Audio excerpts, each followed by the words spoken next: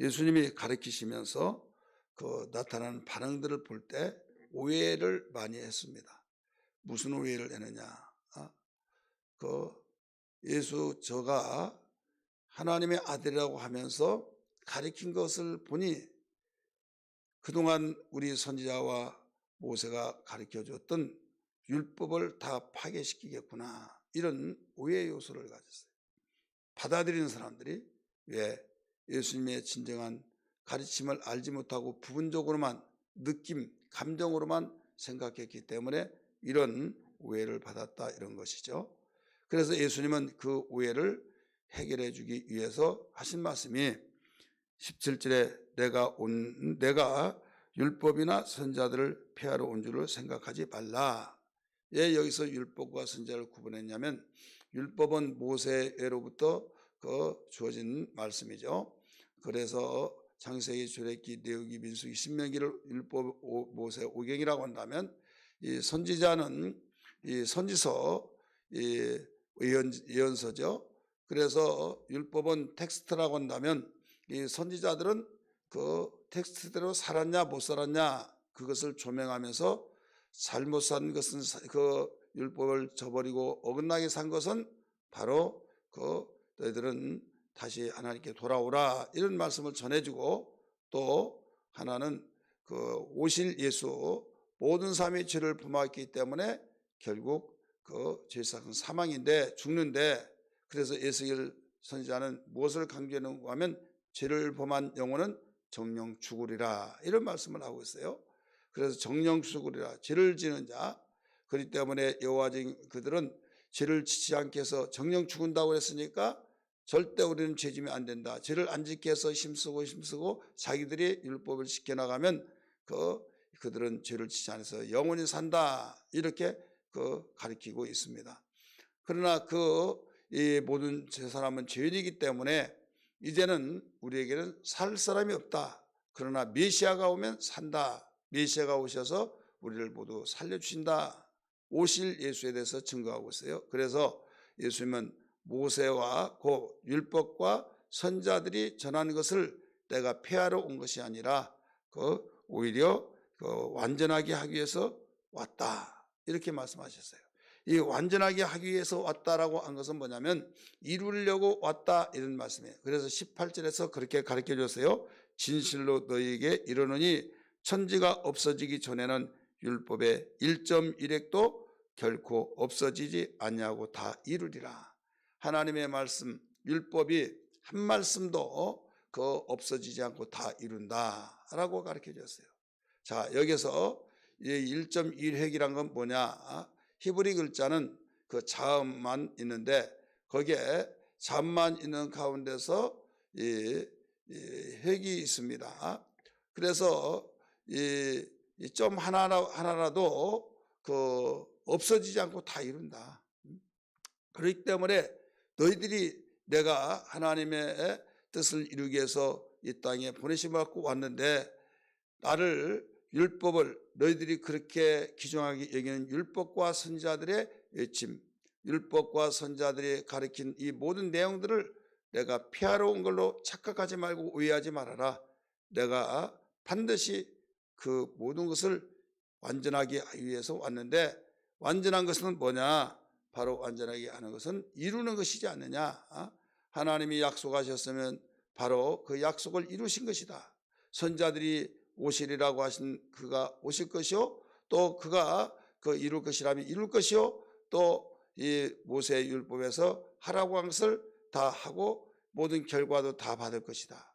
만약에 지키지 않으면 죽으리라고 했으니 죽게 될 것이고, 그래서 오직 하나님께서 말씀하신 말씀이 한 말씀도 땅에 떨어지지 않고 다 이루어지게 하는데, 이것을 내가 다 완전케 하기 위해서, 이루기 위해서 왔다라고 말씀했어요.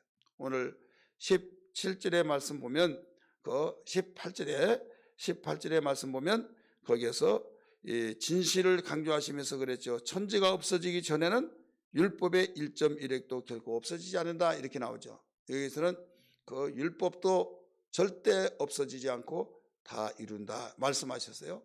그런데 여러분이 기록했다 읽으시든지 여러분들이 참고하시기 바랍니다. 마태복음 24장 35절의 말씀 보면 예수님이 말세에 대해서, 세상의 종말에 대해서 제자들에게 가르치면서 내 말이 천지가 없어질지라도 내 말은 없어지지 않는다, 이렇게 말씀했어요. 다 이루리라 말씀하셨어요. 여기에서 이 마태복음 오늘 본문의 말씀 5장 18절에 있는 말씀은 율법이라고 말씀해서 율법도 없어지지 않고 다 이룬다, 이렇게 말씀하셨고, 이제 예수님이 하신 말씀은 복음이죠. 마태복음 24장 35절의 말씀도 세상이 천지가 없어질지라도 내 말은 없어지지 않고 다 이루어진다라고 말씀했어요. 그렇기 때문에 율법도 복음도 하나님의 말씀으로서 하나님 말씀은 절대로 없어지지 않는다, 다 이루어진다 가르쳐 주신 것이에요. 오늘 그러므로 성경은 저 하나님의 말씀으로서 절대로 천지가 없어졌으면 없어지지 아니한 말씀으로서 말할 때도 확신을 가지고 말하고, 네가 가르칠 때도 확실히 알고 가르치고 믿음을 가지고 가르쳐야 된다, 이걸 일러준 거예요. 그래서 19절에 그런 말이 나와요. 그러므로, 이 말씀이죠. 그러므로 접속사입니다. 누구든지 이 계명 중에 지극히 작은 것 하나라도 버리고 또 그같이 사람을 가르치는 자는 천국에서 지극히 작다 일컬음을 받을 것이요. 이건 대수롭지 않다 해가지고 그걸 빼놓고 무시해버리고 가르쳤다, 그러면 이것은 천국에서 지극히 작다 일컬음을 받는다는 거예요. 그러나 누구든지 이를 행하며 가르치는 자는 그 천국에서 크다 일컬음을 받을 것이다. 여기에서 누구든지 이를 행하며 가르치는 자, 그렇기 때문에 행하면서 가르친 자는 천국 가서도 크다고 일컬음을 받지만은 율법을 하찮게 여기고 이건 대수롭지 않다라고 해서 업신여기고 빼놓고 가르치고 그런 사람은 천국에 가서도 이 사람은 반드시 작다고 일컬음을 받을 것이다, 이거예요. 그렇기 때문에 복음을 통해서 예수를 믿음으로 천국 가는데 율법의 말씀을 여기에서 이거 하찮게 여긴 사람은 천국에서 작은 자가 될 것이고, 행하고 열심히 가르친 사람은 크다고 일컬음을 받을 것이다. 이건 해석의 여지가 없어요. 그대로예요. 그러면서 결론에서 가르쳐 줍니다. 20절 보십시다. 내가 너희에게 이르노니 너희 의가 서기관과 바리새인보다 더 낫지 못하면 결코 천국에 들어가지 못하리라. 지금 대상이 누굽니까? 이 말씀을 듣는 대상, 예수님을 따라다니는 제자를 통해서부터 시작해서 예수님이 좋아서, 예수님이 능력이 있어서 병을 고쳐줘서 예수님에 대해서 말씀을 듣고 믿는 사람들, 그런 사람들을 향해서 분명히 가르치고 있어요. 내가 너희에게 이르노니 너희 의가, 의는 뭐냐면 행하는 하나님 율법을 행하는 의. 그래서 듣는 자가 의로운 자가 아니라 행하는 자가 의로운 자다라고 가르쳐 줬잖아요, 율법에서는. 그래서 너희가 율법을 행하면 살리라.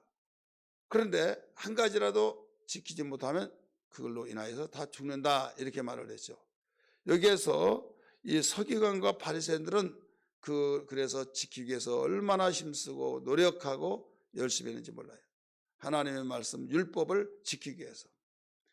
그런데 열심히 지키다가 한 가지라도 범하면 와르르 무너지고 다시 제사에서 새롭게 시작하고 이것이 반복되지죠. 그런데 성경에서 보면 율법으로는 의롭다함을 얻지 못한다. 바로 목숨을 연명하기 위해서 이 지속은 되어져서 다시 죄사함을 받을 수 있지만은 영혼을 제사해 줄 수는 없다. 영혼을 제사해 줄 자는 영원한 이 제물이 되시는 예수 그리스도가 오셔서 죽으실 때 그 영혼이 의롭다함을 얻고 죄를 사함 받는다. 이걸 가르쳐 주신 거예요. 그렇기 때문에 율법을 통해서도 의롭다함을 얻겠다고 몸부림치는 그들이 힘쓰고 애써서 몸부림친 서기관과 바리새인들, 너희들이 나를 믿고 나를 섬기고 따르고 있지만은 바리새인들과 서기관과 같이 의를 행하지 아니하면, 의롭지 못하면 결단코 천국에 들어갈 수 없다. 결코 천국에 들어갈 수 없다. 작다 크다 그게 아니에요. 결코 천국에 들어가지 못하리라. 그러니까 우리는 예수 믿는 사람은 아무리 못하더라도 어떤 자와 보다는 나아요. 서기관과 바리새인보다는 더 나아야 된다 이겁니다. 서기관과 바리새인들은 바로 몸부림치고 힘썼지만은 여기에서 이 복음을 믿지 아니하면 그들도 구원받을 수 없죠. 그래서 복음이 먼저죠. 오늘 제목은 뭡니까? 예수와 율법이죠. 그래서 예수님이 말씀하신 것은 모두 복음입니다. 그런데 율법은 율법을 이루실 분이 있는데 그분이 예수님이고 십자가에 죽으실 때 다 이뤘다 말씀하셨어요. 그래서 예수를 믿으면 믿기만 하면 구원받는다라고 생각하는 사람을 여기 오해를 또 착각하지 마라 이거예요. 믿는데 분명히 믿음에는 뭐가 나오냐? 진리의 삶이 나온다 이거죠. 진리의 삶을 순종하고 살아야 천국 간다 그 말이 아니에요. 우리는 내가 대한민국에 살면은 대한민국의 법을 지키는 것은 당연하고 이걸 불평하지 않고 지키고 사는 것은 자연스럽게 지킨다 이거예요. 마찬가지로 하나님의 자녀가 되어지면 하나님의 자녀로서 당연히 지킬 수밖에 없다. 이것을 진리를 지키는 것이 거룩이죠. 요한복음 17장 17절의 말씀 보면 진리가 너희를 거룩하게 한다라고 말씀했어요. 그래서 아버지의 말씀은 진리입니다. 진리로 저희를 거룩하게 하옵소서. 그러니까 의의가 둘이에요. 하나는 거듭난 순간에 의롭다함을 얻게 되고 또 하나는 성장해 나가면서 병들지 않고 우리가 병치레 속에서도 이기고 온전하게 성숙한 사람으로 성장해 나가는 이 사람이 바로 온전한 사람이 될 수 있듯이 진리로 거룩하게 하옵소서. 아버지의 말씀은 진리입니다. 우리 거듭난 성도들은 거듭난 모든 신자들은 무엇을 먹고 삽니까? 하나님의 말씀을 먹고 살잖아요. 영원히. 그래서 말씀을 먹고 사는데 진리의 말씀을 먹고 살아갈 때 잘하고 진리의 말씀을 먹고 살 때 면역력이 있을 때 병을 이겨내듯이 진리로서 모든 것을 이겨내면서 여기서 계속 의의가 이루어진다 이거죠. 거룩함이 지속된다 이거죠. 그래서 이 진리의 삶이 저버려진 자 이것은 병들어서 빨리 치료가 되지 않으면 안 된다 이거죠. 그래서 요한계시록 3장 5절에 말씀하시기를 이기는 자는 결코 생명책에서 흐르지 않는다 말씀하셨잖아요. 이기는 자는 결코 생명책에 흐르지 않는다. 이름을 흐르지 않는다. 그러면 지는 자는 어떻게 될까요? 여러분이 스스로 판단하세요. 지는 자. 그래서 전도하다가 보면 내가 예수 믿었고 이렇게 이런 사람 이런 봉사를 했는데 지금은 어떻다? 믿지 않고 지금은 완전히 등 돌리고 핍박쟁이가 되고 그러면 그 사람들을 뭐라고 한 거 하면 예수 믿으면 절대로 타락하지 않는다. 절대로 타락하지. 근데 우리는 전도하면서 보면 수없이 타락하고 실족하고 넘어지고 자빠져서 믿지 않는 사람이 있잖아요. 핍박쟁이가 됐잖아요. 그럴 때 뭐라고 하는가 하면 신학자들과 또 우리 주의 종들 또 가르치는 사람들이 절대 타락하지 않는다고 말하니 거기에 기준하면 제대로 못 믿어서 그렇다. 제대로 믿은 사람이라고 한다는 것은 정말 믿은 사람이라면 타락하지 않는다. 정말 믿는다고 한다면 죄를 짓지 않는다. 이렇게 말하죠. 그런데 우리가 그렇게 열심히 믿고 교회에서 기둥같이 사용됐던 사람들이 그 당시에 믿지 않는다고 제대로 믿지 않았다고 말할 사람이 없잖아요. 우리는 인간이고 하나님이 아니기 때문에 그 상황에서 볼 때는 믿음 좋고 믿는 사람이잖아요. 그렇기 때문에 우리는 여기에서 믿는 사람은 절대 타락하지 않는다. 그 말도 맞아요. 그렇지만은 병들면 여러분 죽듯이 죄가 장악하고 죄가 지배해버리면 그는 죽어요. 그렇기 때문에 죄를 진 자는 정령 죽으리라 말씀하셨고 로마서 8장 12절에 보면 이 육체의 모든 것을 다스리고 지배하면 살 것이지만은 이 죄를 다스리지 못하면 육신을 다스리지 못하면 죽으리라라고 말씀하셨잖아요. 오늘 우리는 이 말씀을 통해서 바리새인들과 서기관들의 의를 주님이 인정하셨어요. 그런데 너희들은 복음을 듣는 사람은, 나를 믿고 따르는 자들은 의롭다함을 얻어서 근본이 의로워지고, 근본이 의로워졌기 때문에 자연스럽게 아버지의 품에서 자라면 아버지의 뜻을 따라서 살게 돼 있다. 그러니 네가 믿기만 하면 천국 간다. 방종하지 말고 진리를 따라 살아라. 이것을 가르쳐주고 있는 거예요. 많은 사람이 여기에 그 믿기만 하면 천국 간다라고 하다가 보니까 방종의 여지가 받을 여지가 있어요. 그래서 우리는 진리대로 살아야 된다. 이제 태어나기 전에는 태어나기만 하라. 그게 강조죠. 믿기만 하라. 믿으면 천국 간다. 여러분, 가장 우선적인 것은 그 말 먼저 해주죠. 그래서 거듭났으면 이제는 믿기만 하면 다냐? 우리는 건강하게 잘해야 된다.